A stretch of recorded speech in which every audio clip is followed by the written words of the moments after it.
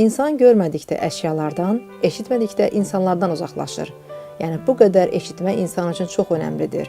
Bəs hardan bilərik ki, bizdə eşitmə zəifliyi var? Öz səsini belə zəif eşitməsi ilə əlaqədar ucadan danışması, televiziya və ya radio səsinin qaldırma ehtiyacının yaranması, deyilən sözlərin ayırd edilməməsi, anlaşmada çətinlik, səs gələn istiqamətin dəqiq müəyyən edilməməsi, qarşıdakı insanın yavaş, net və uca səslə danışmasının istənməsi, xüsusən gürültülü məkanlarda arxa plandakı səslərin tam dəqiq eşidilməməsi, bu kimi əlamətlər hər hansı bir şəxsdə meydana çıxarsa, sadə qulaq müayinəsi və audiometriya testindən keçməklə onda qulaq zəifliyinin olub-olmaması dərəcəsi və növü haqqında tam informasiya əldə etmək olar. Zaman keçdikcə beyin incə səsləri unudur, eşitmə mərkəzində tormozlanma başlanır, anlama, qavrama məsələsində çətinlik yaranır.